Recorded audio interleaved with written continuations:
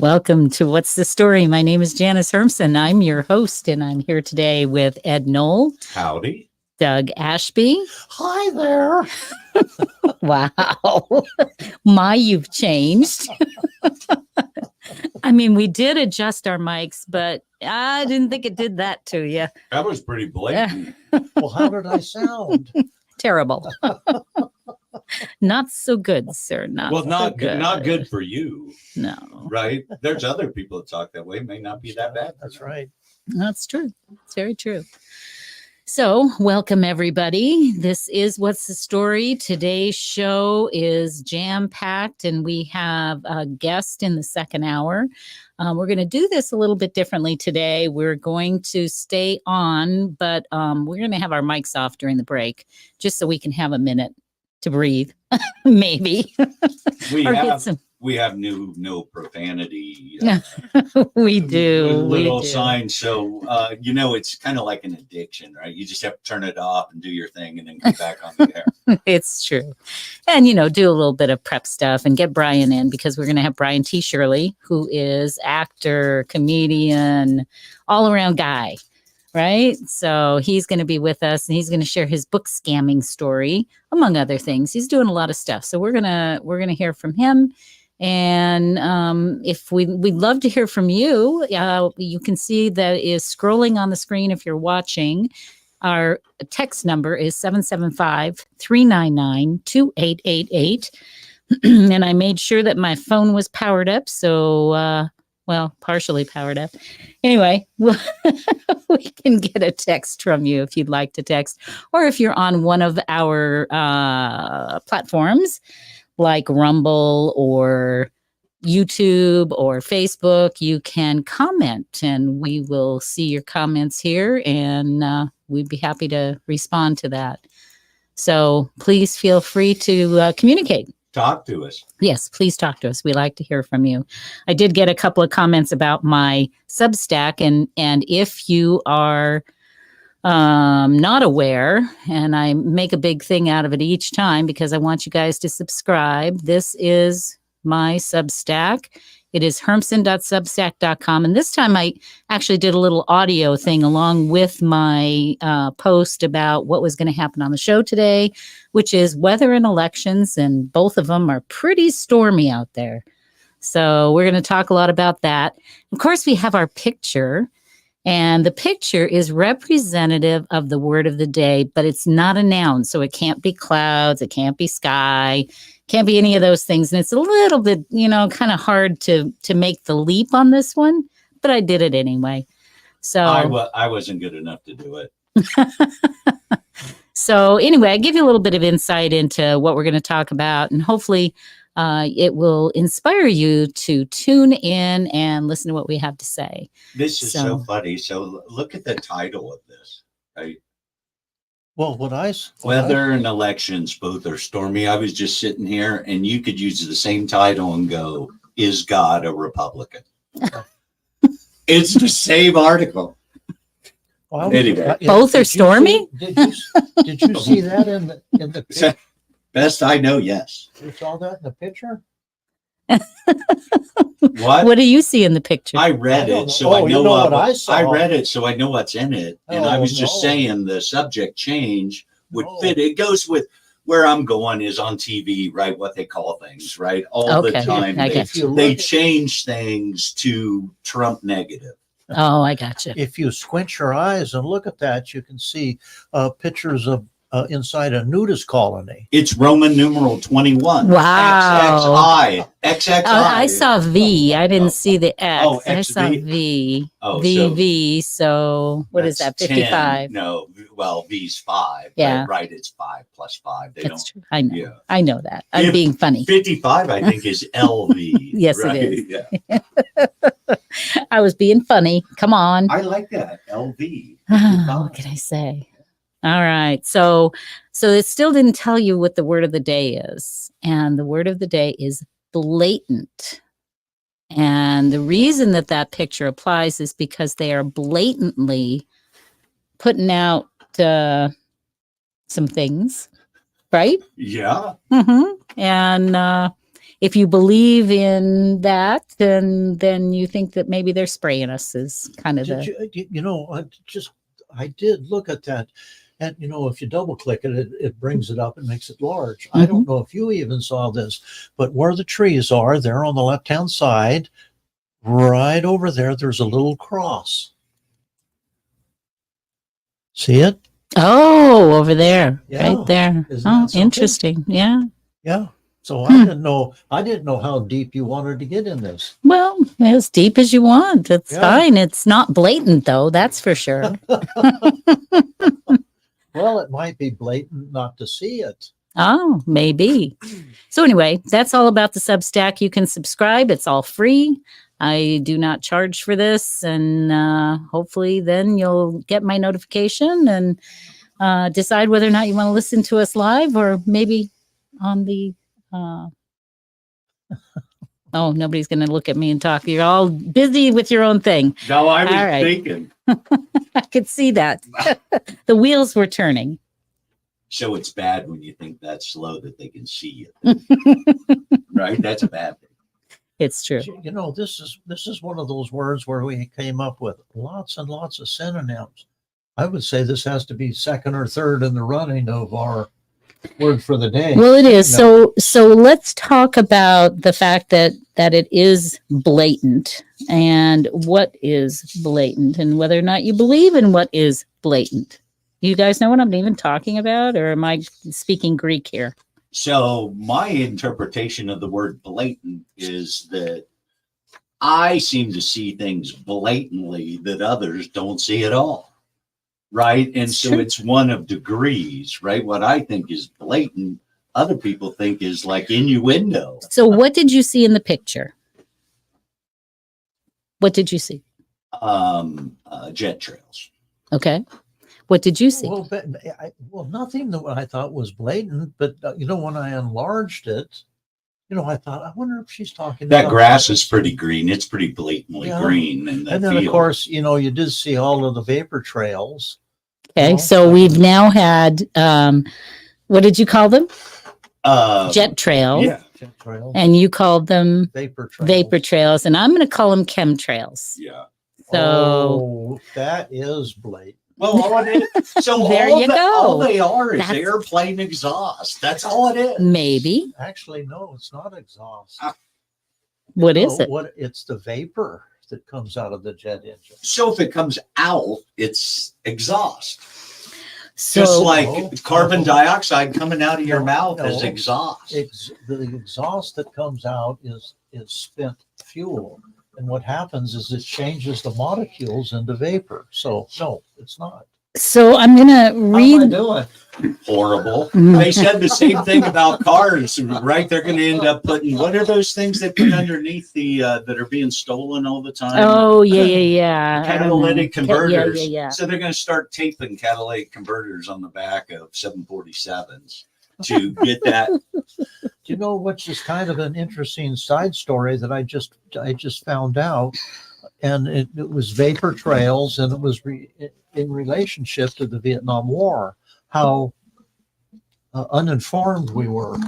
A pilot, and when they run types of missions, to destroy the enemy, they try to vary their paths. Well, with us and our B-52s, they were flying so high, and they thought that the Vietnamese and the Vietnamese army were stupid. They flew the exact same routes every mission. And that's when the B-52s started getting shot down, because we weren't smart enough to figure that out. Oh, my. Isn't that something? Well, let me read to you what I've got here, which is Robert F. Kennedy has promised to stop the government's clandestine chemtrails operation poisoning Americans and citizens of other nations and hold the criminals responsible for their crimes. So I take it from our conversation here, you guys kind of are not thinking this is real, that chemtrails are not real. I believe they are. Okay. I think that's conspiracy stuff. Okay, so responding to a viral video quoting a chemtrail pilot whistleblower exposing the chemtrails operations in the United States, RFK Jr. pledged, "We're going to stop the crime." All right. So they go on to talk about him. But what I'd like to do, since we have a little dissension here, is I want to go to a video and we'll listen to the video and then you guys can comment. And because they've not heard this video, I've listened to it a number of times, but they have not heard it. So I'm going to go ahead and pull it up and we'll play it and then we'll see what everybody thinks. How's that sound? Good enough? Love it. All right. Let me see if I can find it on my screen here. Yeah, I got to get it back up. Hold on one second. I'm using Telegram for this, so I have to kind of put it up there and, oh man, it's not going to work. You can tell I'm green at this. Doesn't want to do it.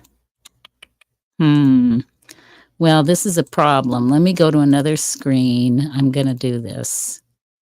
And doesn't seem to want to do it, does it? Hold on a sec, guys. I'll figure it out. I know. Give me the music. I was going to say, there we go. I have a Celica convertible that you could pretty much take the exhaust and breathe it. I do think it was that clean, but I think most planes aren't. So when I tested this worked very nicely. I wonder why it doesn't want to work now. Let me try putting it on. I hear something. I know, I hear it too, but here's what happens to me is that I can't seem to get it to play at the same time I am, let's see, so it says stop screen, so I got to stop that screen. For those of you that do this all the time, I know you're like going, just do this and it'll work. And you're right, it will. And I did it earlier, and that's what's kind of weird that it doesn't want to work now. Bear with me. I'm not going to give up. Oh, maybe I have to give up. This is terrible because this is an important part of this because you guys don't believe it. I do. So the burning of all fossil fuels, it's just chemistry, produces CO2 and other stuff. Well, the burning of everything is chemistry. Correct. But that is, in today's world, quote unquote, pollution, right? A trash fire in your backyard is pollution. Well, that's by virtue of the fact that the powers to be don't want you to barbecue out in the backyard anymore. So it started with trash burning, though, if I recall. When I was a kid, we burned our trash, right? We didn't have trash pickup. I remember in the 50s, yeah. You used to have I'm not that old. You used to have an incinerator in the backyard. So we had a 55-gallon drum and burnable. We recycled then. Burnables went in there and cans, you know. Well, okay. That, people think that, separating your trash and sending them here and there. During World War II, they had tin cans. That was separated and put out on the curb on a different day. And, and rightfully so. But that could be maybe the start of recycling. Well, so I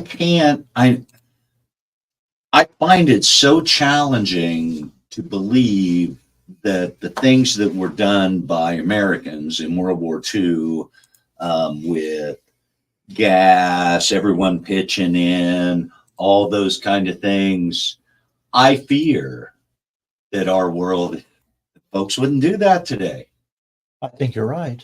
I fear that. And that's a change in America that's significant.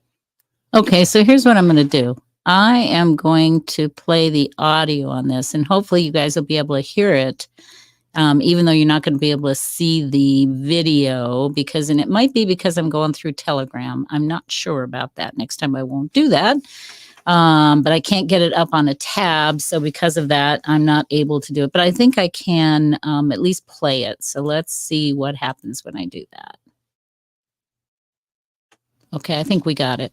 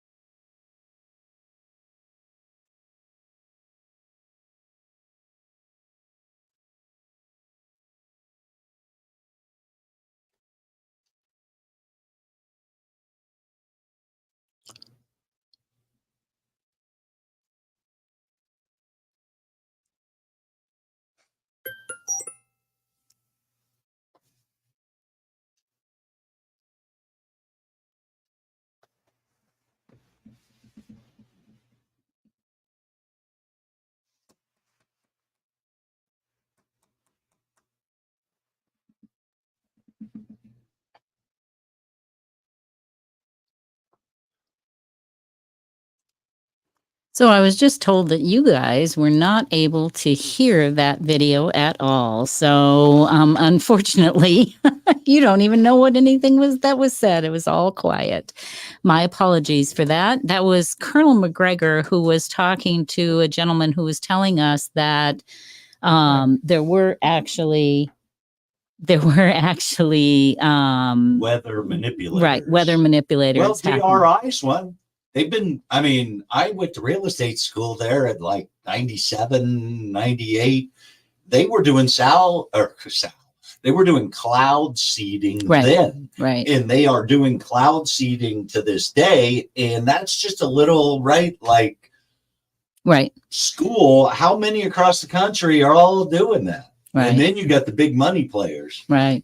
So that was what was occurring. And that's what they're saying is occurring now in the North Carolina area.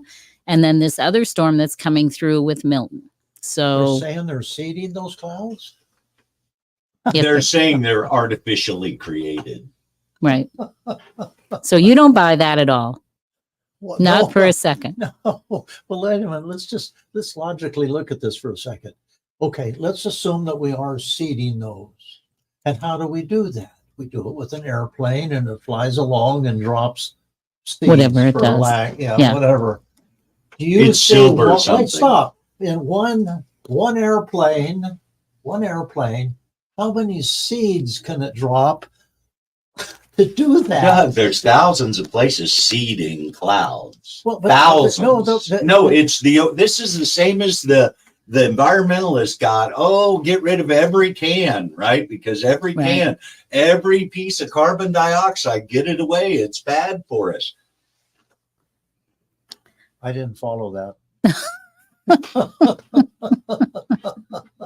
But that's nothing new. What I was trying to say is look at the magnitude. The storm was over 3 states. That's a huge area. There's no way you could we need to show you all the different patents that are out there. Yep. And the different people that have the ability to do this and the magnitude to which they can do. It's physics. It's physics, Doug. You can push a storm off a table and get the energy. It's physics. It's simple physics. All right. Simple physics to do what? How are we going to get these seeds out there? So the seeds are already out there by all the people. That may or may not be relative on this. What they're doing with this stuff is it's the start. It's not like when it's big, you can start things. They can't stop them. They can't control them, but they can start them and make them happen. Not to mention, sorry, I should have turned my phone off, obviously. I thought that was a sound effect for my great comment. Could be. Let's take another approach to this, just for a second. I know the military, and we talked about it a little bit, vapor trails from our warplanes. The Defense Department for years has tried to find something to mitigate that, where our planes weren't putting out a vapor trail.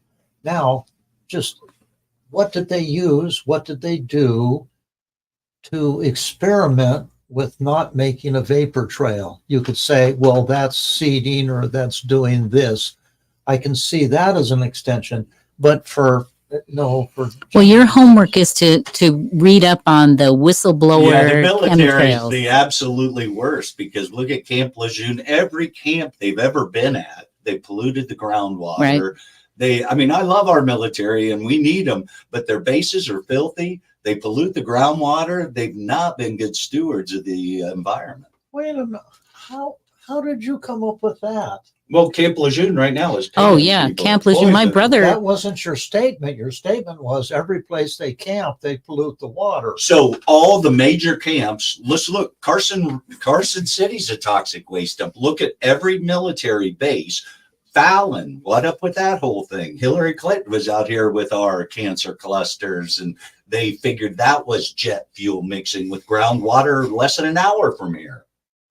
All right, so we have dissension, which is not unusual for us, and then let me move on with more about North Carolina and also what's going on in Florida. So they have said that they've run out of money in FEMA.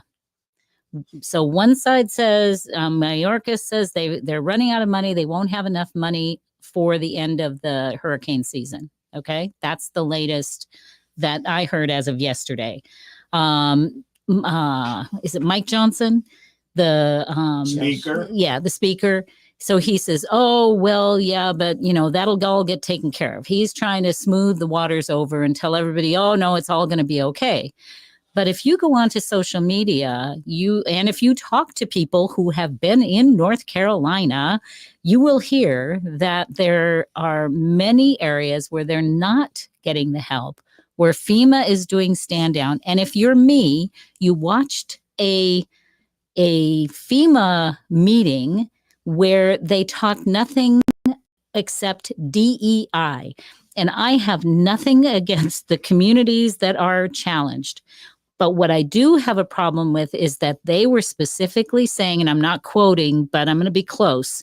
They were specifically saying that the LGBTQ whatever IA alphabet people, right, that they were challenged before this storm, and now it's even worse, and we need to help them. Now wait. Why would they not be part of the full community, right? They are like you and me. They're all people. They're racist. Okay. All right. Okay. They're all people. They're just like us.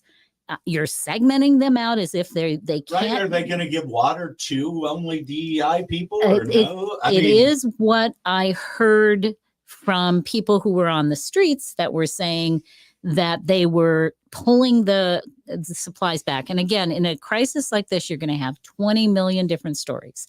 So I can't say that I can confirm that, but I can confirm that I did hear the FEMA people saying that. And they were all, and in fact, I saw it myself. And then I woke up this morning and I had a video on, and the guy was talking about this. And he says, why we got all these people in there, blah, blah, blah, blah, and the DEI. And he was very upset. And rightfully, because everybody deserves that help. If they're in the affected area, they deserve that help. So it's worrisome to see this happening. I don't want to use the word of the day, blatant. I want to use a synonym. Caterwauling, squawking, yapping. I don't think caterwauling is. Well, I was, the whole DEI thing now with Title IX, San Jose State has a volleyball player who's a trans guy playing on a women's team, and in the conference, which is the Mountain West, which Nevada and UNLV play in, 4 teams have already forfeited. They will not play. They're in fear of their life. It's volleyball, right? The nets are 7 inches lower than men's. Right. You get full force pummeling. That's fierce. And they're taking jobs and positions away from women. It's a total Title IX. It's the similar thing. Right. Craziness. But this is life and death. It's not about solve the problem for women, solve it for the people who are victims. It's like we have to interject. This is life and death. Yeah. And they're not doing their job. Another video I watched, a guy, and I thought maybe it was fake, but got confirmed later on. This guy went in to rescue people. And unfortunately, he was told that he would be arrested if he continued to rescue people in his private helicopter using his own funds. So why would he be arrested? Because the police told him to stop rescuing people. It's the same as COVID. It's martial law when there's an emergency, and he was interfering. They tell you what to do. Wait a minute. When did they declare martial law? So when did they? So when FEMA moves, have you ever been in an emergency situation? You just do what they allow you to do and where they have resources. I spent 34 years. That was organized, though. That wasn't. No, a fire isn't like the fire, unless it's the whole wildfire and you're out. But we're talking about 5 states, just virtually half of them being flooded, right? So where I'm going is there's only one source of food. There's only one source of stuff. People don't have stores to go to. The law on the land is the FEMA people on the ground or the emergency sheriff or whoever's on the ground. If that ain't martial law, I don't know what is. Well, you don't know the definition of martial law then. I know it's a military movement, but it can happen like it did in COVID. In my opinion, COVID was martial law, same as pretty this. much. I mean, they were same as they do in these emergencies. It's government overreach. Well, it was definitely yes, government not overreach. martial law.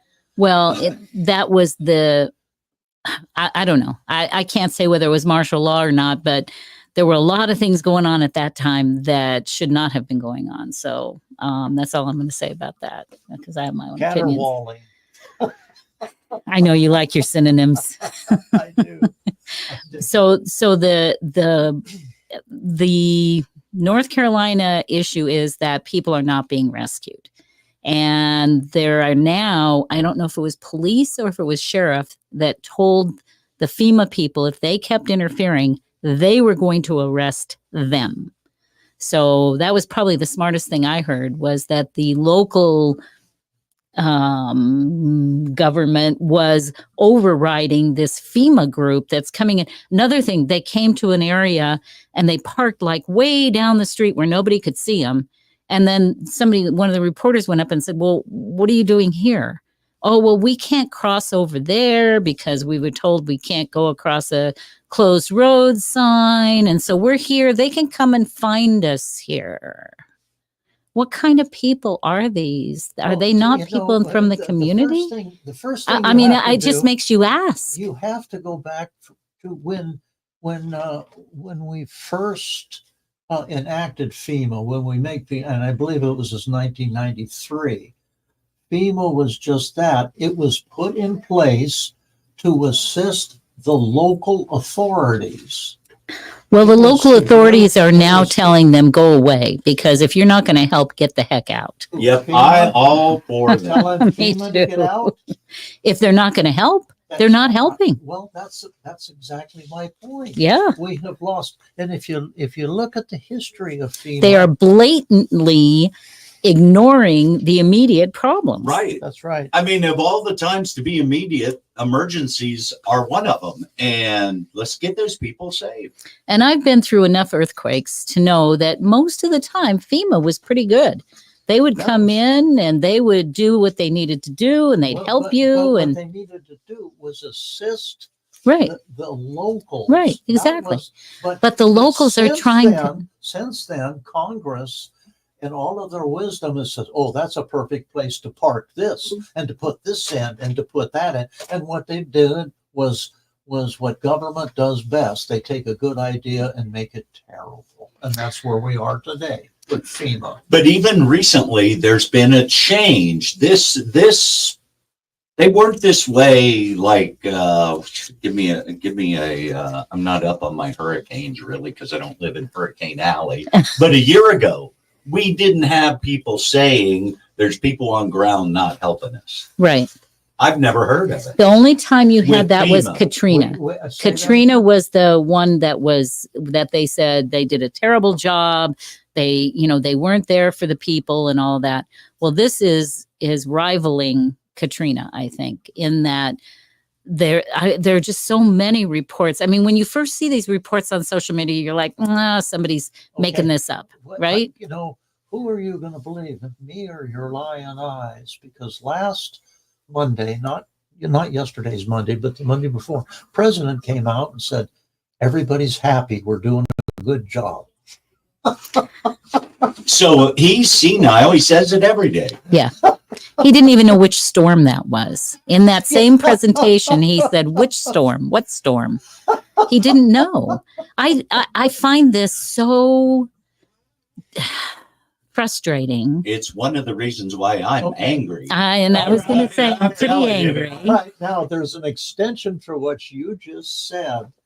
Kamala Harris today came out when she was asked about her and the Biden administration. She says, yes, I'm in favor of everything that Biden, the president, has done, and I'm behind him full-heartedly. I know, I heard that. And how did she? How can you say that and then say, I'm going to change all these things? You tell me. She says whatever she needs to say to the right people to get elected. think, like I said, I think she's losing energy finally. I was worried. So I'm going to switch real quick because we just have. No, this is fun. Don't switch. Well, we're going to talk a little bit about elections because there's storms going on in elections too. So for one thing, and this is primarily Pennsylvania, the president was in Pennsylvania this last weekend, President Trump, not the other guy. Sorry, couldn't help it. The other guy. So he was in Pennsylvania, had a great rally. Whether you liked him or not, if you watched the rally, you would have known that this was a sincere person that was trying to honor. There were tens of thousands of people. It was huge. I'm going to be President Trump. It was the hugest group of folks ever. Right? President Trump does embellish, but that was a big crowd. It was a big crowd. They flew over and took a video of the crowd. It was pretty big. They just, wait a minute. The only reason they flew over was to poison them. Oh, it was cloud seeding. Right. Okay. All right. If you insist. So anyway, so he was in Pennsylvania. They did a nice rally. It was a little bit different than the norm, I think. And then at the end, they had the opera guy singing the songs, which was very interesting. And during the event, actually, there was somebody who I don't know if they fainted or, you didn't see what actually happened. And interestingly, the crowd, so the President Trump said, no, just hold on, and said, doctor, do what you need to do. Take your time. It's okay. And he didn't say anything. And he waited. And it was a long wait. And as that's happening, all of a sudden you hear in the background, oh, say, can you see? And I was like, wow, that's interesting. People were singing the Star Spangled Banner. And so then he stepped back from the mic and you could see he was singing along a little bit. And so it was a really powerful statement from the people as well, because they recognized, okay, he's not going to keep going until this person is taken care of. It's amazing they didn't tear up stuff, right? I mean, we imagine groups of people together. What do? Tear stuff up. Right. Throw chairs, break windows. Right. Well, that's not what I imagined. Look at this positivity. Yeah. Go burn a police station. Yeah. So it was a very positive event. They even in the stands were Corey, and I can't say his last name correctly, but Comparator, I think it is. Oh, the gentleman who was killed that day. Bullet, yeah. They had his uniform in his seat where he had passed. So, I mean, it was powerful. It was just powerful. And again, I know there are a lot of people out there that don't like President Trump, but it was a well done ceremony in honor of this person who had his life taken for silly reasons, right? I mean, it's just bad. The differences between the candidates is blatant, folks. It is blatant. There is no gray area. I'm dumbfounded by this one because they're not close. We even have a president who's been office 4 years and has a result. Yeah. So, I mean, it's ridiculous. Come on, folks. See the blatancy. What's so funny to me to think about this?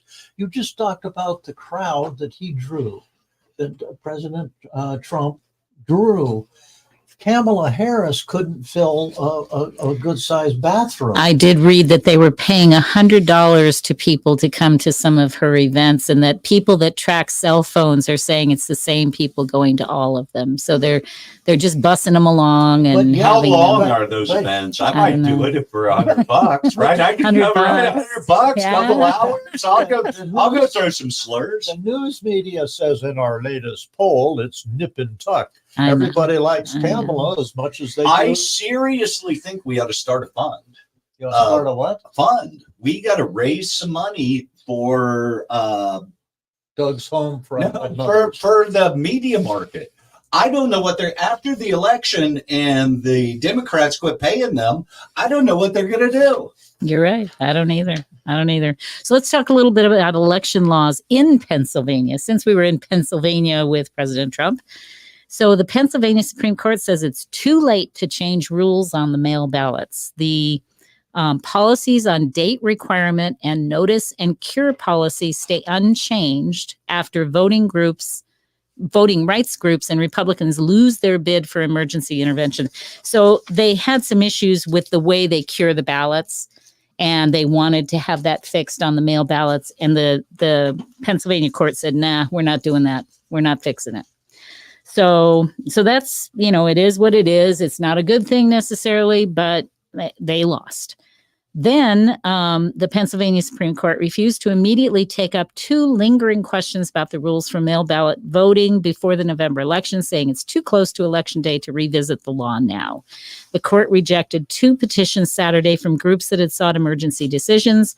One was a request from voting rights group represented by the American Civil Liberties Union in a long-running effort to end enforcement of mail ballot dating requirements. They did not want to have to enforce dating the ballot. So in Pennsylvania, they have to actually date the date that they send their ballot, right?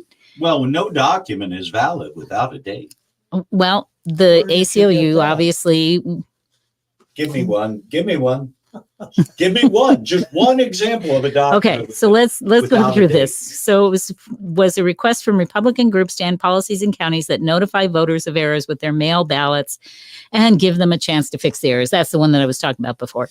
This court will neither impose nor countenance substantial alterations to existing laws and procedures. So both sides lost is the way it sounds to me.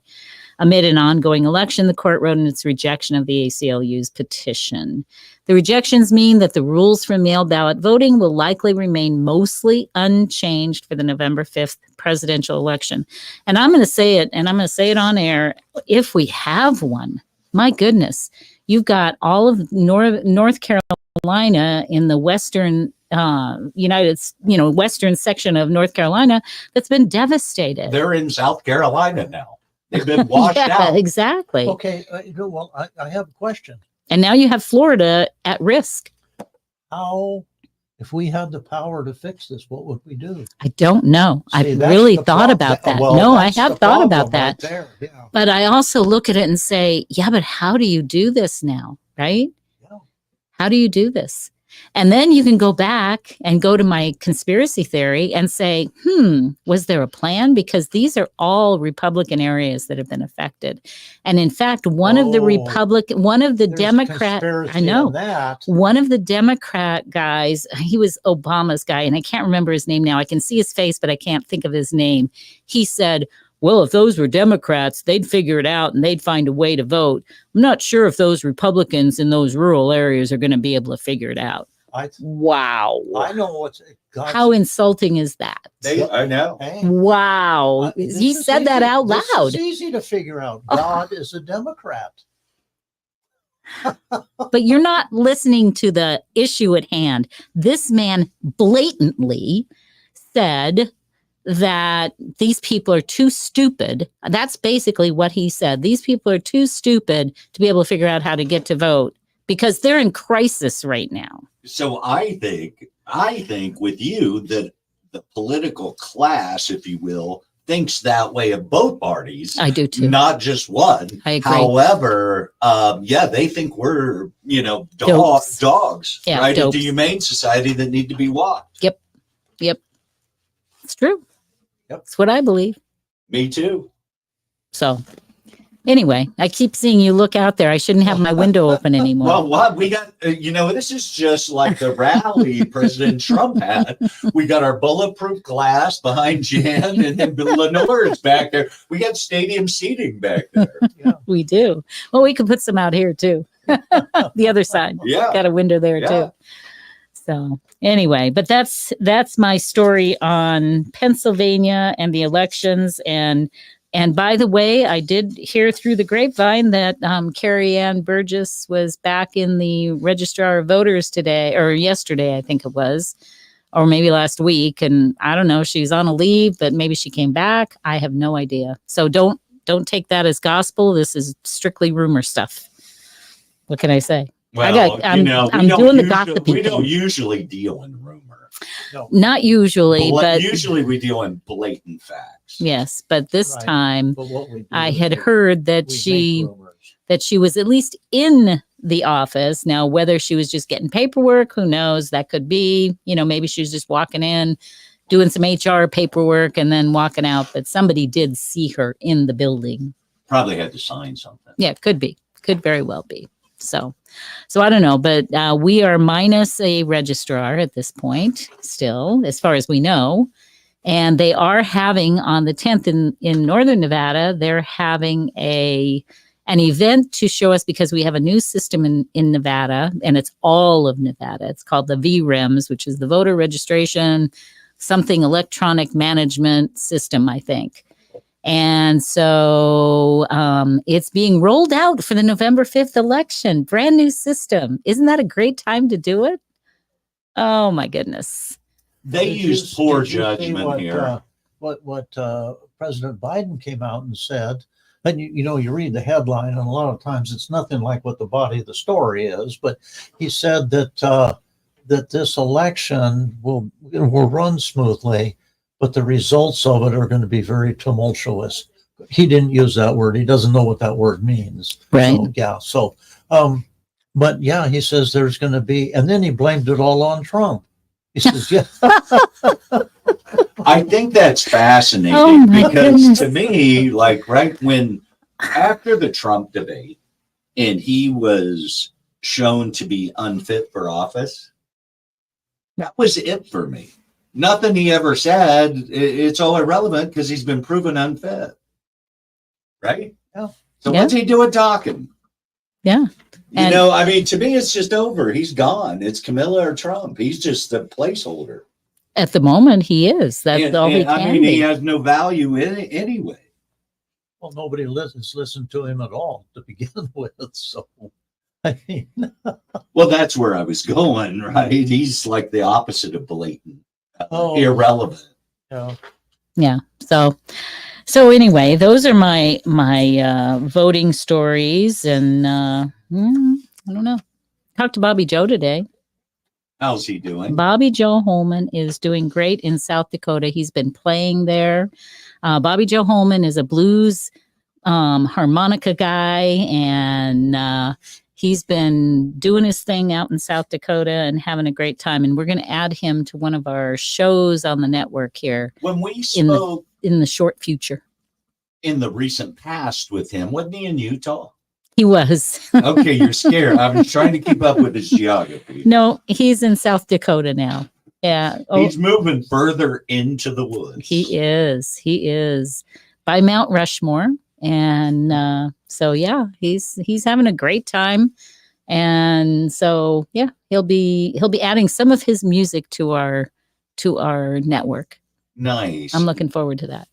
Hey, on a hero worship kind of notice, no, don't say that. Pete Rose passed. Oh, I thought we were going to talk about that next segment. We will then. Okay. That's a teaser. Yeah, that's a good teaser. Yeah, we'll talk about that when Brian's on too, because I think that he would enjoy talking about that with you. So, what? Hey, how's your house? Sorry? Okay? How's your house? He says, you have to put literally everything in perspective. And what Janice is talking about, our house, my wife and I's house, the basement was flooded. Okay, well, that is in the shadow of the week before we were evacuated from a wildland fire. Right. In our community. 3 people lost their homes, and it was the fire guys that saved us. Now that is a backdrop. We come home 2 days later and the basement floods. So you say, so it does flooded. Put it in perspective, doesn't it? Exactly. Yeah. No big You didn't deal. think you might have a house, and now you have a house. Exactly. A little flood. What the heck? It didn't flood on the fire day. What? Yeah, what's the deal? I know. Gosh. But one of the things, and people don't think along these lines, because I certainly didn't. One of the problems that we had with the flooding is we have, a built-in refrigerator. When the power goes off, on the freezer side, we have, the ice cube maker. Well, it's, chunking out, ice cubes. Well, the power goes off. It doesn't freeze anymore. Now all those ice cubes in there turn back to water. Oh. When it was water, it leaked out onto the floor. Oh my. Okay, so now they turn the power back on. So it makes more ice cubes. And the power went off again. So this cycle went at least 2 or 3 times. Fire suppression. To flood the kitchen.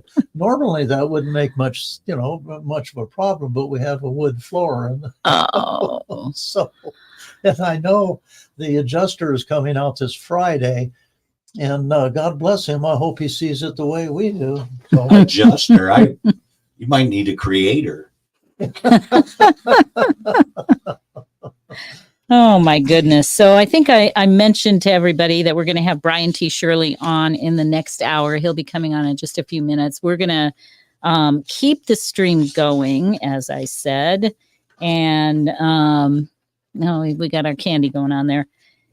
Keep the stream going so that we can bring Brian in, and then we'll be ready to roll for our second hour. But so when you're here, you can stay if you'd like, and I'm just going to mute us, and hopefully it does mute us. Otherwise, you're going to hear everything we say, and we'll see what happens. I couldn't get the sound to work on the other thing, so who knows if this is going to work, right? I even tested all this. How come it doesn't work when you test, right? He's busy eating his chocolate. He can't respond to my query. Measure twice. I do. It's when it moves on the second. I know. So we're hoping that when Brian comes in, everything's going to work, because I did have some problems with bringing people in, and we did it last week with Ellen Gifford. If you missed that show, you ought to go check that out.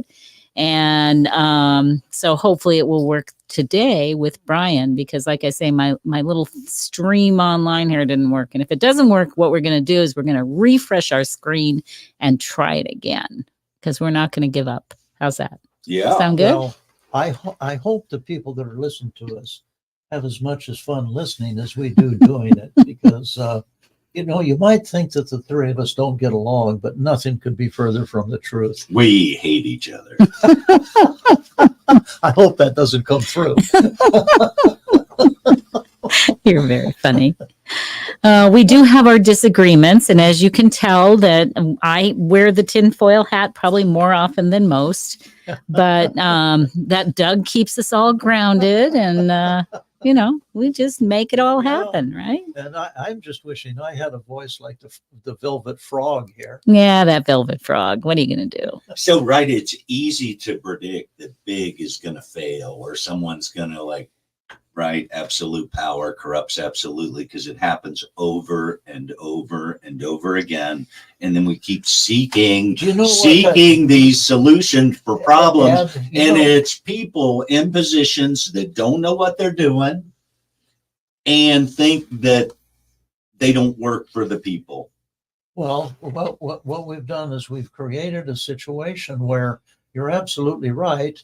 Who would want to run for an office? Because the best example I can give you is when Mitt Romney ran for president, and he was the presidential candidate.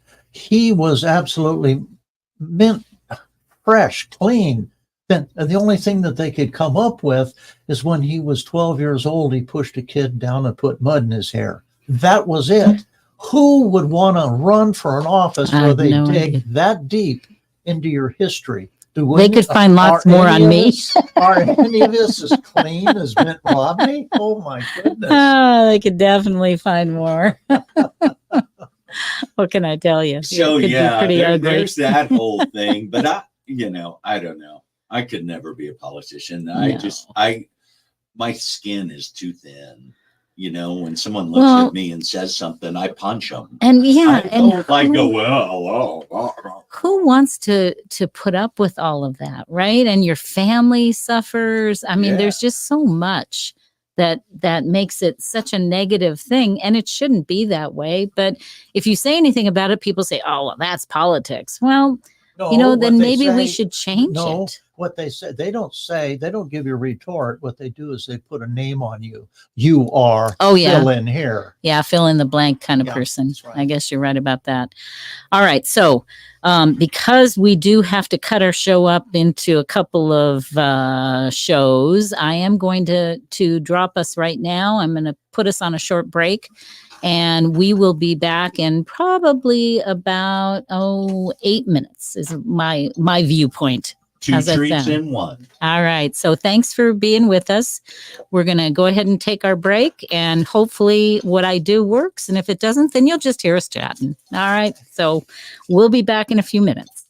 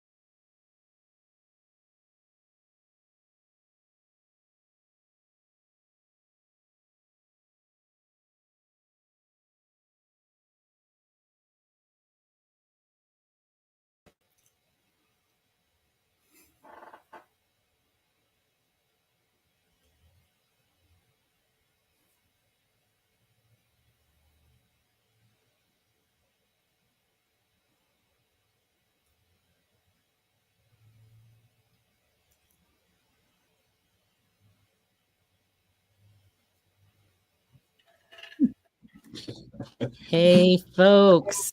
Welcome back. This is What's the Story? This is our second hour. And so glad to see Brian. And I'm keeping my fingers crossed, Brian, that I'm going to be able to hear you when you talk. Because I had problems at the first hour. Can you hear me? What she isn't saying is her problems were Ed and I. I thought that was Doug, but I think I heard him. I might have heard him.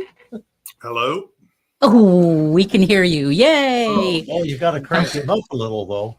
Yes, I think I do. Try it again, Brian. Check. 1, 2, 3. Yeah. You're awesome. You're awesome. You know the routine. So did you order that green background? Because I'm telling you, you're looking good on the screen. I wish I could have that. Can I have that? Yeah. It's all part of StreamYard. That's their one of their backgrounds that they allowed me to have. So I was pretty happy about it. Oh, I got to take we have a short break off. We're not breaking anymore. Right? There might be some people that are hoping we were. That could very well be. No way. No. But if you have questions for Brian, be sure to check in with us at 775-399-2888 or put your comments on the whatever service you're watching us on, whether it's Facebook or Rumble or YouTube. We're on all of them. So Brian, you are so welcome. We're so happy to have you. Yeah, it's been a little while, not too long. And it's good to see Ed and Doug again. How are you guys doing? Good. Hey, can I start off the questions? Would it be okay? I want to know what is in your history to drive you to be where you are today? I mean, I don't think people wake up in the morning when they're just graduating from high school that says, I think I'm going to try to be a comedian. I don't. What brought you to where you are? I think part of it was coming from a broken home, believe it or not. I don't want to harp on that, but yeah, I think that's a big part of it. But that's combined with just naturally being a creative human being. So I think it would be nature and nurture at the same time if you're going to get, really down to brass tacks about it. But because I always liked creating stuff when I was a kid. So had I not been, from a broken home, I still may have done it. It would just been more happier comedy, Doug. Well, my question is, right? Are you performing for FEMA? I mean, what's going on down there, right? You're right in the middle of it. I want to hear your perspective. Well, no, I'm on the coast actually, and this is kind of a flip because usually it's us. I'm in Charleston, right? And I'm right by a river, as a matter of fact, and I've had flooding from hurricanes before. As a matter of fact, this one, I almost had car damage because I went out and there was a huge limb just laying on my car, but it had hit kind of on an edge where it didn't damage anything. They really got it bad in what we call the upstate, South Carolina, which would be Greenville, Spartanburg, and even further up from there. Greenburg and Spartanburg is Greenville and Spartanburg is kind of right on the border almost. And that's really who got the nasty stuff. Because it just went, what really, all this is the damage up there. We're talking South Carolina, North Carolina, is the mountains, because what happened was all that water was dumped up there and it just came down the mountain and just, washed everything away. And you got, but I was just up there, Ed, performing at a place called Rumbling Bald, which is right on Lake Lure. As a matter of fact, if you look at one of my BTS on the roads, I did one from there, and the lake was right behind me. And I just went swimming to that lake, I don't know, the year before or something. So we actually vacationed up there quite a bit. And some of the stuff that we did and some of the places we stayed, I don't even know if they're there anymore. And yeah, I really feel bad for those folks up there. I performed at a meadery there a couple of times at a place called Four Paws Campground. It was a campground for dogs. Everybody, if you had pets, you can bring them and stay there. And yeah, I don't know what's going on with any of those. The big thing I would say is, and Janice, I really didn't have time to do too much research, just what we're all seeing, really. But I think what my takeaway is misinformation from all sides. It's terrible. It's terrible on the right. It's terrible on the left. It's terrible down the middle, or however you want to say it. That's just the biggest disservice to these people that are struggling, that are lost everything. I mean, can you imagine your whole home just being swept away and everything in it?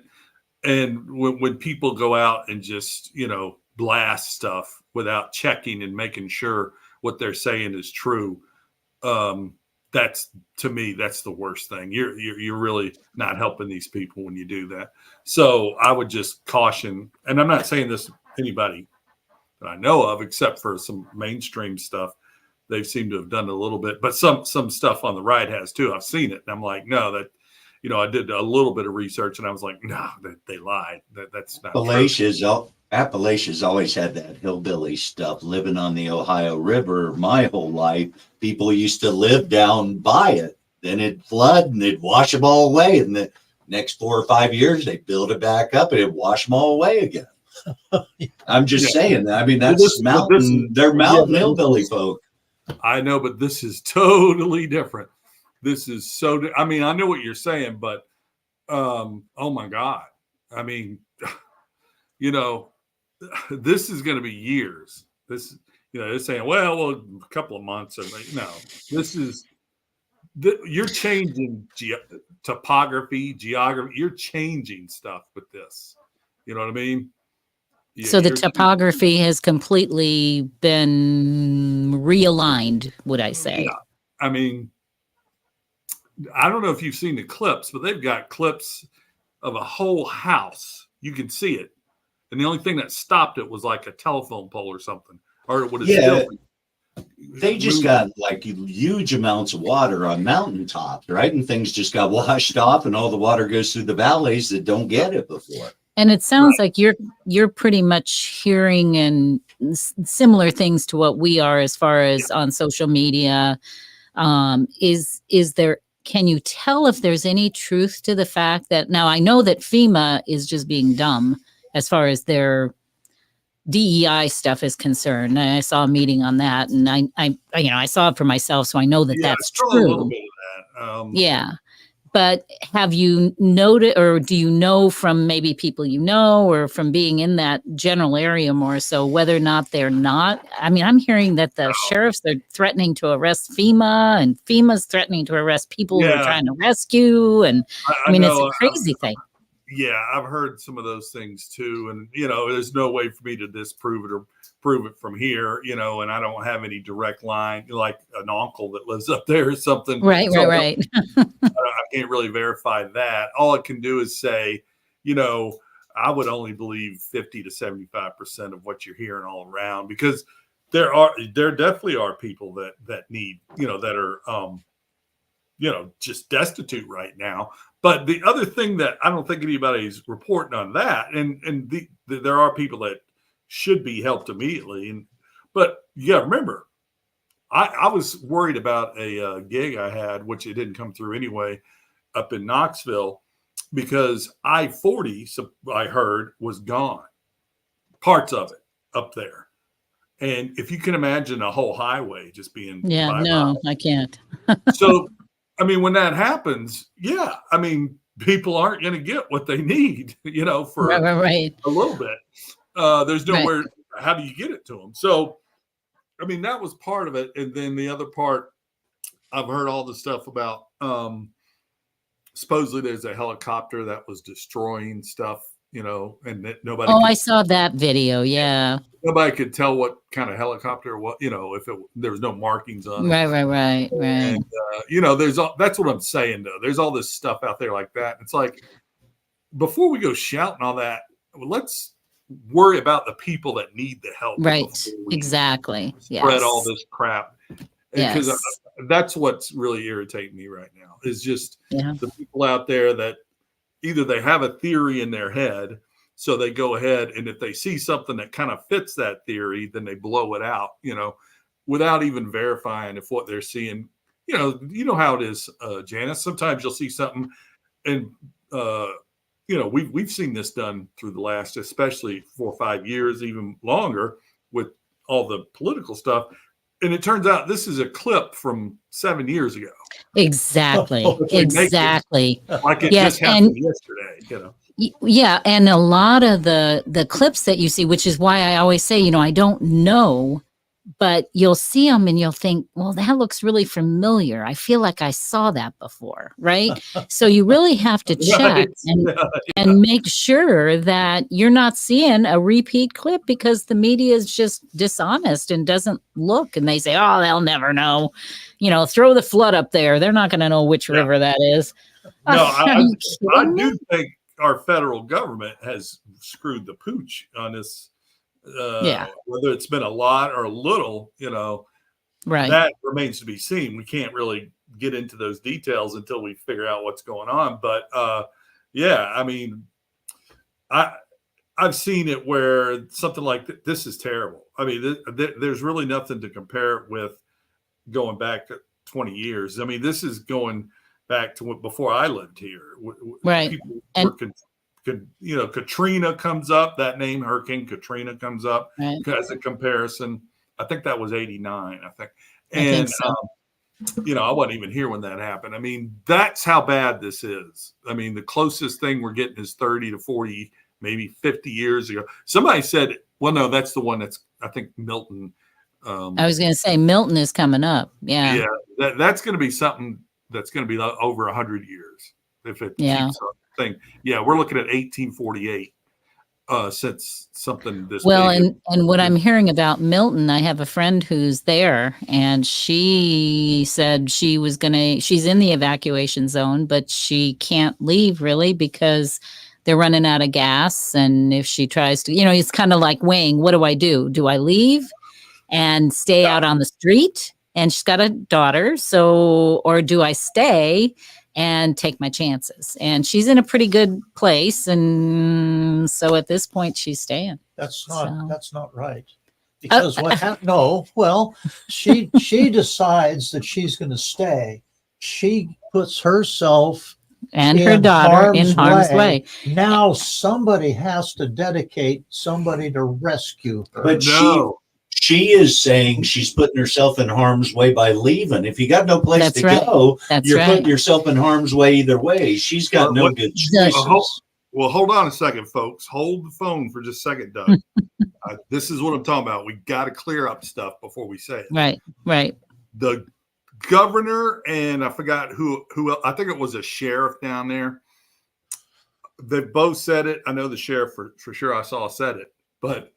Yeah, you can say there, somebody's got to rescue them. No, that's gone now. You look at the size of this storm, they've already said it. You stay, we're not guaranteeing somebody's coming to get your ass. They've said that. So we'll find your body. That's right. That's what they've said. It's not going to be a rescue. It's going to be a, what do you call it? Recovery. Well, right. This is the way it was way back, right? Go back 75 years, 50 years. That's the way it was. So here's what she said, though. The reality is people are fleeing, but the roads are bumper to bumper traffic for over 100 miles. There is no guarantee these people will make it out since gas pumps have been running dry. Yeah. So now you have to decide, right? Do I leave and sit in line and hope I get gas? She's got a little daughter. Or do I stay? She's in a 3-story condo constructed with cinder blocks and hurricane impact windows. Right. What do you do? Well, the unfortunate thing is people don't have a real grip on what devastation can be.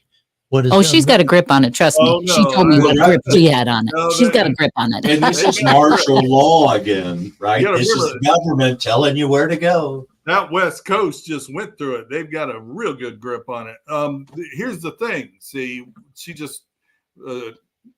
Janice just said the correct words. She's in a hurricane built structure.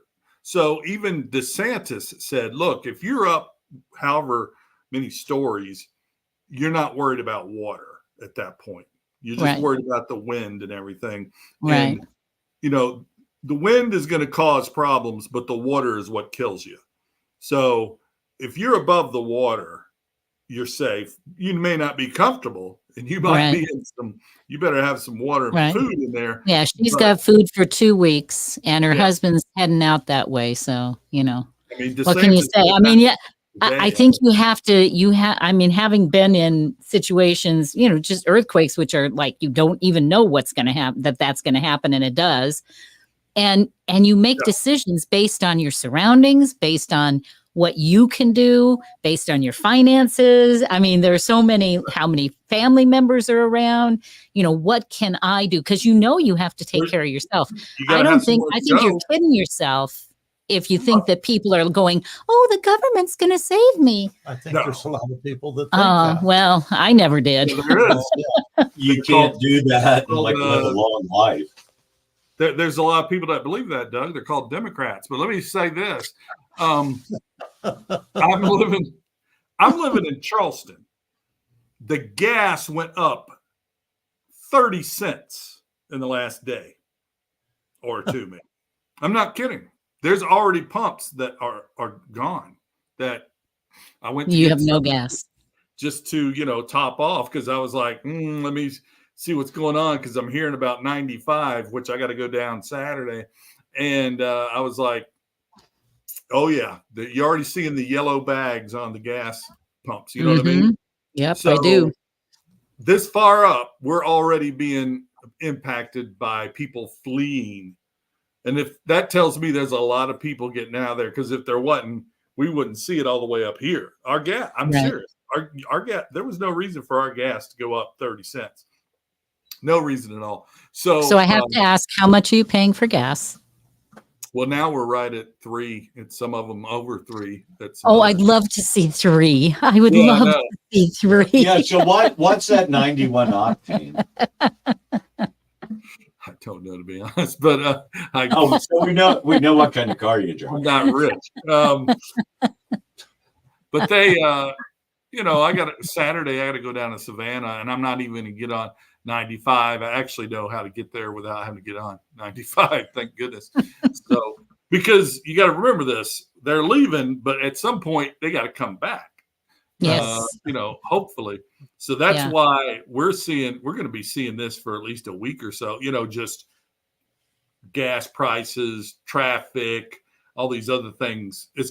So I don't know if people understand that, but when a hurricane hits an area, especially the Helene that hit, several states, that impact is not just immediate area. It spreads out, for different reasons. And, grocery stores. I mean, there's stuff coming off our shelves a couple of days ago. I mean, it may have been Monday. I went and noticed, whoa, where are the eggs at? Stuff is preppers are the ones who are happy now. Well, it's the people, us in the West know about wildfires. We don't know about floods. It's the same, right? Like they, may have this, like, what up? How can your woods burn for like months at end and everyone's okay? Right. The same with this hurricane thing. It's hard to get my head around it. Yeah. Hey, Brian, can I switch gears just a little bit and ask another personal question? Our new interviewer for the day. No, you do live audiences with, your comedy and stuff, and you do acting. Which do you prefer? Oh, you know what? I'm starting to I prefer the instant gratification of a live audience, but as far as acting goes, I like the chance to perfect the take. You know what I mean? You can do several takes. So I'm getting to the point now that if someone was to say, because I'll rephrase your question because it's the only way I can answer it. If someone was going to say, we're going to give you this much money for comedy or acting, I was going to have enough to just, make a living and everything and not worry about it. I would go for acting. it's just acting as incremental. You know, you get a gig, and then it might be a month or 2 or 3 or 4 before you get another one. And stand-ups either a week at a time, or you string together a bunch of runs, and so you're out there for a couple of months. But I've been doing stand-up for 30 years, so acting only about 12 years or so. So I would prefer acting, to be honest. What type of role do you like when you act? I actually like the more dramatic stuff. I want to be in, and it shows in your performance too. It definitely does. I because I've watched a lot of your stuff, and it's very clear that you like to do those kinds of roles. Yeah, at least in my eyes. I'd love to get into more horror and science fiction. With the fire department, whenever they, in our area, whenever they would be filming anything from the studios, they come out there with, you've seen it, all of the periphery that they have, the trailers and this and that, and they also have caterers. That's the part that I like best. Was eating. Yeah. Sometimes, well, it depends on where you're at in the echelon too, because I've done a lot of background, and I can get kind of iffy sometimes. So when I've actually been on a set where I was started at background, which folks is way down here, and then I got moved up to stand-in, which is like maybe a chunk or two higher, but I got off the bus to go to lunch, and the lady that had moved me up, she said, "Oh, Mr. Shirley, you could eat over there." So I got to go eat. You got the shade? You got the shade in the table. Well, I got, they had steak and beef Wellington and lobster. And of course, I had to go back to where the background people were sitting because there was nowhere else to sit. Even my container was better than theirs. You know what I mean? I felt guilty going over there to eat. I was like, oh, they're going to know I'm different because I got a better container, And, oh, that's funny. They're eating sandwiches and I'm popping out a lobster. You know what I mean? It was, like survivor guilt, but it's I don't know what you would call that. Yeah. Oh, I was knocked back down to earth the next day because the guy that I filled in for showed up, and I was like, damn it. I had to go back to those cheese sandwiches the next day. Yeah, but it's better for your figure. I'll keep thinking that. Nice try, Ed. Nice try. Jesus, that guy. I mean, that's not all I got. That's not all I got going on. He must eat that organic farm raised crap or something. So it's soda with extra sugar. What do you got? Free range cheese there, Ed? Is that what it is? No, you know what? I am a nutrition major. But basically, right, if I don't want it, I don't buy it. So it's not in the house, right? I just think we should all eat less, right? 2,000 calories is pretty much doable. Yeah. You're right. That's a lot.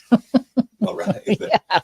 But I can do it and keep my size and not grow. It's funny because every time I look at these, the prepper things, and they say, 2,000 calories here. And I'm thinking, oh, man, I'd have to work to do that. Although I guess the way they package it, probably I wouldn't, right? 2,000 is too much. Anyway, but I'm not a dude. So what can I say? Yeah, although I guess sometimes I look like a white guy to you.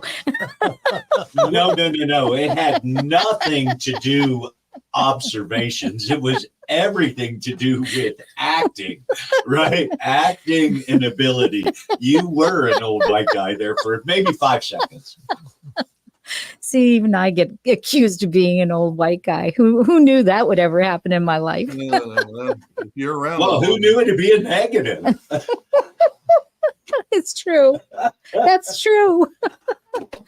So, Brian, I know we brought you on with the idea that we were going to talk about your book scam stuff, but wow, this whole hurricane thing has really, it's just such a confusing thing from the standpoint of people where we are on the West Coast, basically.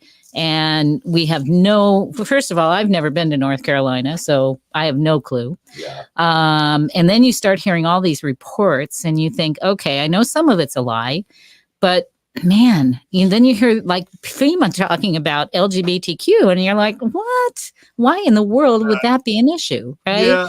So then you start to weigh that and go, well, maybe it is true. Right. Because I don't know, they're talking about it publicly and they don't seem to care. It doesn't seem to matter to them. They were very matter of fact. Yeah. It's just all hot air to me. It's like, I think those people that are talking about that have no power, hopefully. And, hopefully. They're just, idiots. Yeah. I agree with that. But then what was really disturbing to me was I watched about a half hour of a National Guard, a press conference that they had. And there were a bunch of reporters there. And unfortunately, the reporters didn't ask any of the questions that we're discussing right now. So none of them said, hey, there's a lot of reports out there about people, on social media. And we know that's probably not true, but about people that are being arrested, blah, blah, blah, blah, something, right? Yeah. I waited through the whole conference to hear somebody ask that question. Not one reporter brought it up. Not one. And it's, that's their job. And that's how the media is, I know.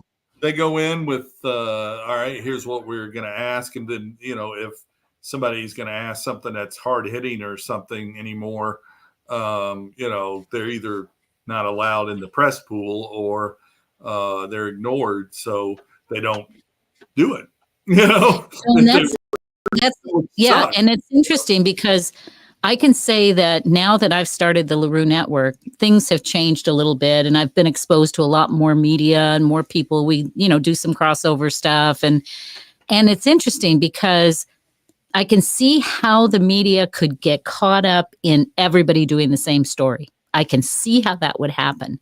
Right. I had a tip on something and I really couldn't follow up on it, but I wanted to share it and I wanted somebody to cover something, right? And so I shared the information, but I'll be honest with you, when I did, that came to my mind immediately. I thought, we don't want all the same story, right? We want people to take different angles on this story. We want people to investigate. So when I gave the information, I did say that. I said, well, there's lots of angles that we can take. So here's the base of it, do with it what you can, right? Not, hey, cover it this way. And it seems to me that our mainstream media is doing it, hey, cover it this way. Let's all talk about it like this, because that's what we're getting. We're not getting what I feel is reality. Right. And the other thing is, and this leads directly to what we're all talking about. My uncle right now, and I just talked to him yesterday, he lives in the Villages. You know where that is? Or he lives right there. That's in the middle of where Milton's about to hit. He lives above Orlando and right in the middle of the state. I mean, I know where it is now. Now that you say that, I do know where that is. Yeah. And I said, what are you doing? And he's like, well, I talked to these people that have lived here for years and blah, blah, blah. And next thing you know, he's staying. But, Orlando's pretty safe. At this point. It's a big piece of concrete called Disney World. Yeah, but they just hook onto it. Yeah, but he's not in Orlando. He's above it about 45 minutes, I think. Yeah, I think that's where it is. Yeah. Straight up 75. He's to the right he's east of 75 a little bit. And between there and Daytona, I believe Daytona is about an hour drive for him. But that's what I'm saying, though, is that, these people get into an area. He's only been there for 2 years. Who are they going to rely on? They've got the government telling them this and that, but he's talking to people that have lived there for years, and he's going with what they're saying. Plus, he's looking around at a parking lot on I-75 or I-95. Either one of them, getting out now, you're sitting there. So you better have a lot of gas, or you better know where gas is. That's the other thing. What are you going to do? Get on the highway, run out of gas, almost get off, and there's no gas. Right. Where are you at? You're screwed. Right. And that was like that gal we talked about earlier. Right. Exactly. Right. Yeah. Because so my uncle's who knows? In that same boat, exact same boat. Yeah. So do you want to talk about your book scam a little bit? Yeah. I mean, I think it's important for the folks that are authors out there. Doug may have went through this, or maybe he's about to, because if you answer the phone, you will get one. I don't know if you've had this happen, Doug, but years ago, me and Janice talked about some of these scams that are out there. One of them is they want you to republish your book with them. This is the scam call I got the other day, which, by the way, folks, these are recorded, and I'm not Brian T. Shirley when I'm on the phone with these people. I'm Jack Spiven. I'm my own press agent. And they want you to republish your book. And Janice can tell you how ridiculous this is. And then it's $1,200. But if you republish, then that's going to get it better for you. See, where you're at right now, which who knows where the hell we're at. I mean, how do they know? Anyway, where we're at right now is not good enough, Doug. You have to republish before they can get you to Simon & Schuster. And then once they get you there, well, you're looking at a minimum of $40,000. That's a minimum. And a maximum, and I don't know why there's a maximum, but there's a maximum of $300,000. I like this. Why is there a maximum? No. Once you hit 300, you're done. We just take your books off the shelf and you get the hell out of there. Yeah. I mean, that's funny. Well, I receive those just like you're saying all the time, and there's been a couple that I have followed up on, meaning that the address that they give is in Hollywood. It's on a noted address. And if you run the address backwards, it will show you that it is a bona fide publishing company. And they say, well, this is what we think we can do for you. But that was Barney's Beanery. I'm sorry. The scam is, I'm not saying that they're not dealing with reputable agencies. They are probably. This is another thing. The other scam that I went with, told Janice about, she explained everything to me. That was the one you remember, Janice, where I mixed up my stepmom. I'm this white dude again. Are you Italian? Told ya. Yeah, but that's my stepmother. She's a female. Okay. Sorry. I don't know why. So look, the one we talked about, Janice, was putting the book into one of those book trade fair. Yeah, trade fair. Yeah. And they wanted to charge you twice as much as what it costs to go in, and then they would pay for half. Right. Yeah. So in reality, you were just paying the amount. You're just paying your way. Yes, right. Exactly. So that's what I'm saying, though, Doug. The scam is the ending part is real.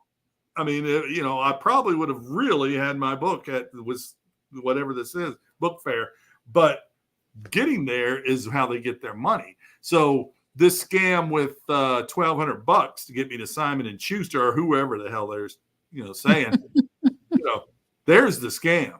It could have really gotten to, you don't know. How do they know? Janice, you understand. If I give somebody money, there's no guarantee that they're going to take my book.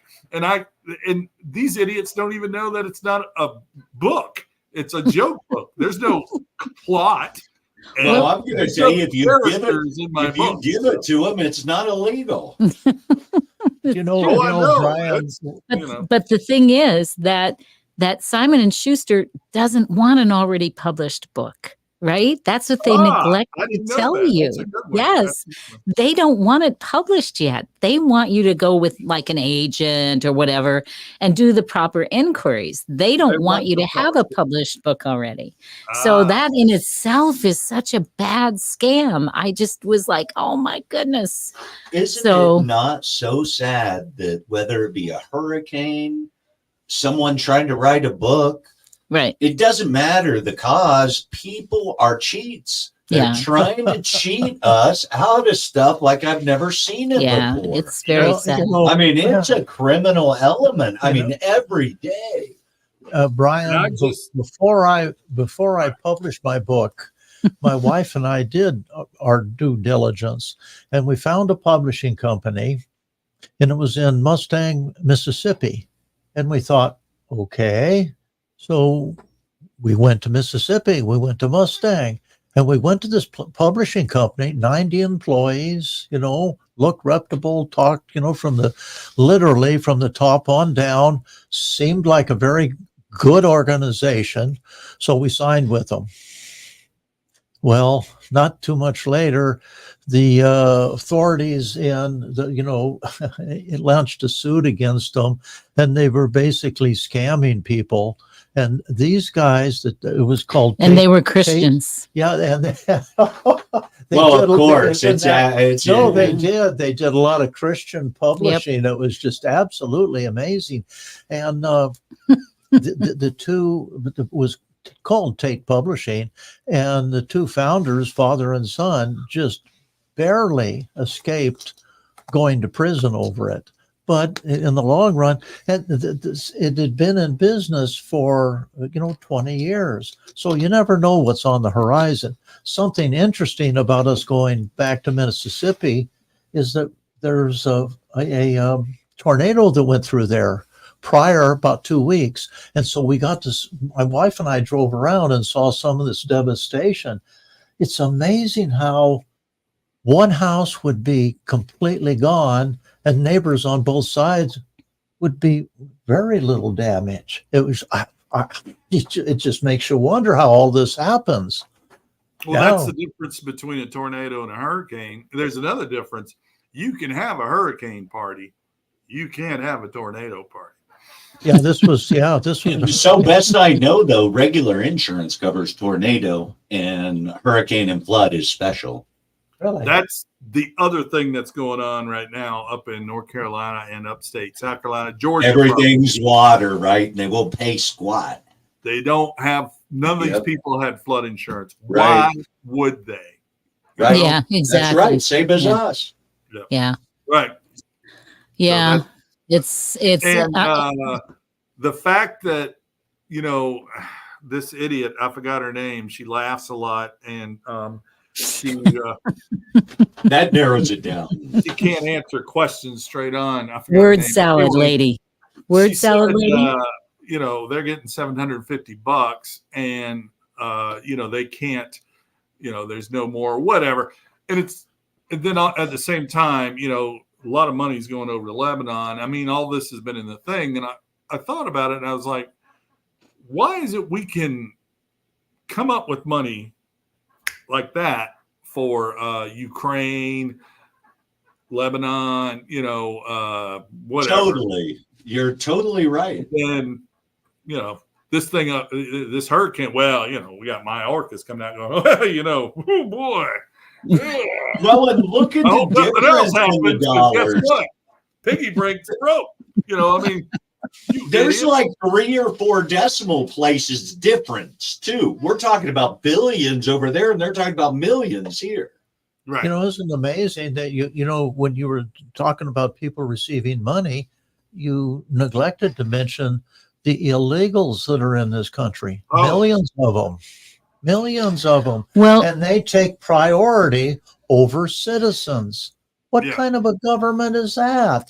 I think that what we are facing is that we, the people, have to be a lot more, I always look for solutions, right? And I think that it means that we have to be much more aggressive, and I do mean aggressive, in our interactions with our representatives, and explain to them what their job is, and that if they don't do it, that they're going to be removed. And I mean removed. I don't mean wait until the next election. I mean, we need to find ways to remove them because they're not doing their jobs. And the thing of it is we don't know who is doing their jobs or who isn't, because the news media is absent. You can't rely on You got to the do news. your own Yeah, research. you gotta You do got to your do own your own work. I say that it would almost be a step up if they were absent. But what they do is they lie. Yep, they do. They do. And now that we know that, we need to stop listening to them. Well, right. And we need to start doing our own thing. And a lot of people, at least in the election world, are doing that.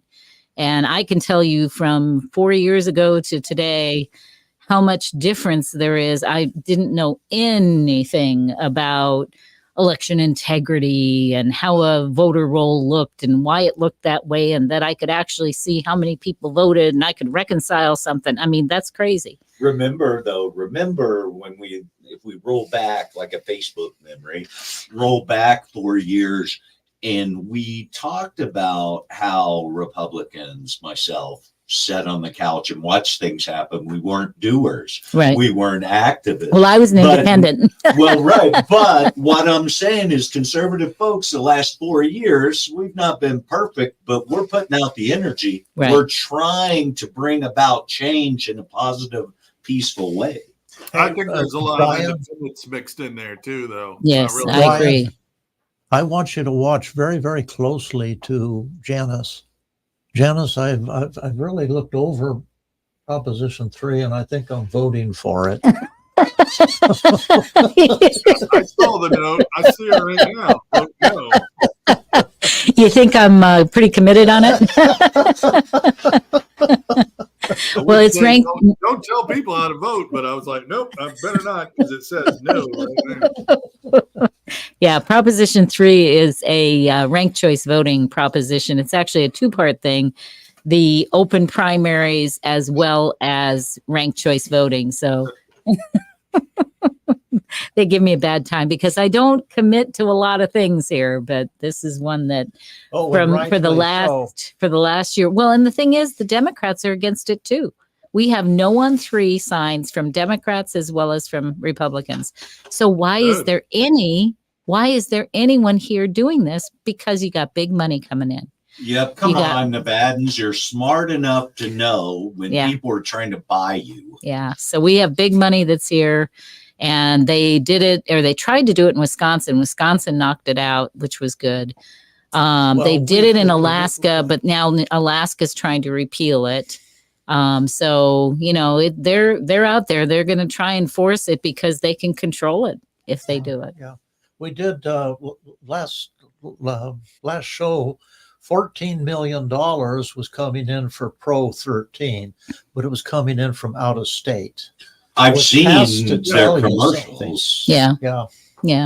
I mean, they're pretty, the whole open primary is their thing. They're doing their argument is everyone can vote in the primary, and it's resonating with people that way. But it's a stupid argument. It's a lie, because everybody can vote in the primary now. Right. If you're an independent, you can change your party the day of voting and vote as a Republican or as a Democrat. So if that's really your gig, you can change. So it's a lousy argument. It's just that most people are low information voters. They don't know all of that. I mean, I've done presentations on 3, and I say, you can do that the day of, and they're like, really? I can do that? And I'm like, Well, I mean, a lot of people, I didn't know that. I don't know if we can do it in South Carolina. But, yeah, you probably can't do it there, but you can do it here. You can do just about anything here. This is Nevada. Yeah, you got Las Vegas there. So, I mean. Yeah, we just want one vote, one person. That's right. One person, one vote. That's what we need. When did that happen? Not with ranked choice voting. I think that was like Billy the Kid. So, Brian, tell us what's coming up on the horizon.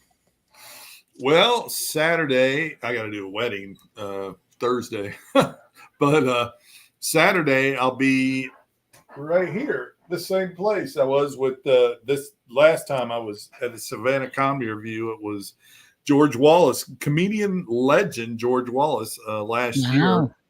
And this year I'm doing the show by myself, which I usually do it, but he was shooting a TV show down there and wanted some stage time. So obviously it was, let George come on. Yeah, so I'm doing it Saturday night. I'm down at the Savannah Comedy Review doing that, which I love that club. It's a great place to play. And then I'm doing the fair here in Charleston. I'm doing Senior Day. There's a beer garden and a stage there. I've never done it. This will be my first time doing the fairgrounds here in November next month. And so I'm excited about that. That's a kind of a big step when you start getting to do cool stuff like that. And in between that, I've got my trivia and DJ and constantly doing auditions. I did 2 today. One was for one of these crime reenactment things, and then the other one was for a short film in Nashville, I believe. And the director had sent me a note going, "We think you'd be great for this." So, we'll see if I get it. Is my interpretation of whatever the script was. And I'm just continuing to stay with it, man. Just keep. That's awesome. Living the dream, or whatever they want to call what we do. Like you guys, Ed's got his financial stuff that he does, and Doug's he's an author now. Did you know that, Janice? I did. Thanks for letting me know. So he even has an audiobook. Yeah. So, we just hopefully if you stay in something long enough, it pays off. So it does. I feel that way about publishing too. Right. I just got a message from a realtor. It was who the MLS is selecting to who realtors should vote for. Oh. And I got a question, who are you voting for? And I have to evaluate that. Oh. But it's very kind. Like, look, a reach out from my old community. How about that? That's very good. So, Brian, I also want you to share where your those comedy book scammer, where they are located, so that people can go on and check that out. I'm going to post it here. Sure. So if you go to Spotify, iHeartRadio, Spreaker, any of the places really that have podcasts, and go to BTS Comedy. I am not a Korean boy band. All right, let's get that straight. My granddaughter would know you, though. Right. If you were. Well, right. You might get some favorable press, too. That's right. She couldn't believe it when I was talking about BTS. I want to see the costume of you being a boy band. Yeah. Well, I got to get so that was Spotify and BTS what? It's BTS Comedy. I made it really comedy. Brian T. Shirley, but it's BTS Comedy. And iHeart, Spotify, Audible. There's so many that I'm on. Once you get on a couple of them. Yep. You put that RSS feed out there and they get it. So I'm on just about everything with BTS Comedy. You can listen to, the podcast series of a bunch of interviews. I believe I put one up that we did on there. Oh, is that right? I'll have to check it out. If that's okay with you, I forgot to ask. But anyway. Absolutely. No, it's okay. So I'll stick this one up too. That way, y'all get some extra views. And absolutely. Then sketch comedy. I've got some sketch stuff that's Audible audio. And then I have some stand-up bits on there as well. And short, I have The Seer, a sci-fi short subject on there, which I kind of tackle climate change from the other side, the side you never hear about. And which, it won an award at for a film festival. I think it was specifically for veterans, this film festival that I put it in. And they liked it. So they gave it best short sci-fi, I believe, in that one. Nice. And so I've got I'm still adding stuff, folks. I'm just going to add as I go. And so I'm young. I'm only at 6 hours so far, but a little over 6. But it's a good, if you're driving, just pop it in and you can hear the scams and the stories. And And all these interviews are different that I do because some, as you know, was on stand up. Some of them are on acting. You know, some of them are on having a heart attack and coming back from that. Yep. And I did a whole thing on that. There was one called it's for people that have entrepreneurs and that have faced challenges, underdog type thing. And so that one's on there, and just talking about challenges in life. So yeah, Brian, I just read your name on the internet, and you have at least 10 different sites on there, different things about you. So, what I can offer certainly our audience is that, we here, the three of us, love Brian. That's nothing new. But if anybody listening to us, they want to know more about you, just put his name in there and you will. Matter of fact, there's a lot of good pictures of you too. Yes. I thought they did a lot of photos. A lot of special effects went into that.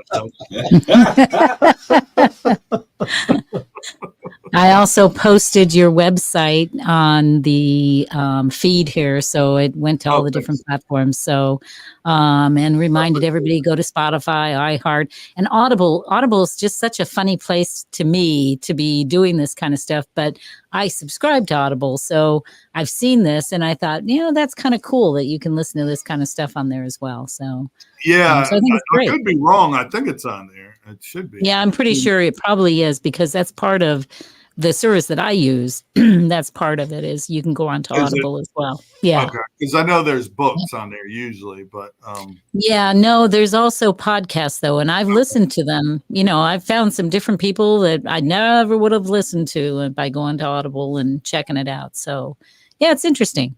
I do that when I'm, doing busy work in the back. It is. It's great to put on some of these things, in the background, and you just you still it's true. It. By the way, if you listen, I just put one up on y'all's What's the Story site I did today, and it's 2 Verizon scam calls. And the first one hung up on me, and the second one I actually got through the conversation with the guy, and it's a $1,200 scam. They're trying to tell.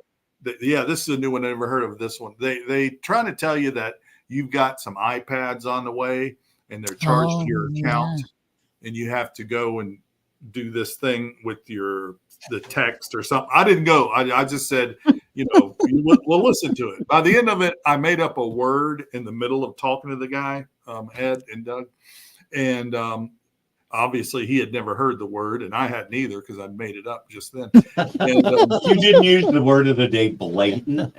I didn't give him the word of the day. You didn't have it in his pocket? Well, no, that word exists. This one I made up.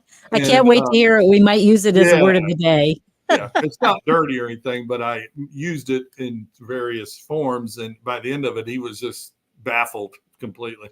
So I don't even answer my phone. I get about 12 calls a day. Well, I hate to tell you guys, but we have hit our mark. And Brian, I am just so thrilled to have had you on, and I'm glad that my audio worked. And thank you for being with us for the whole hour. We appreciate you, and stay safe out there. And hopefully that storm doesn't change directions. Be good to yourself, sir. Good talking to you. Thank you all. I appreciate everything. All right. Take care. And everyone will be back next week, same time, 3 to 5 Pacific time. And who knows who you'll see with us, but we'll have someone here. All right. We'll talk to you again soon.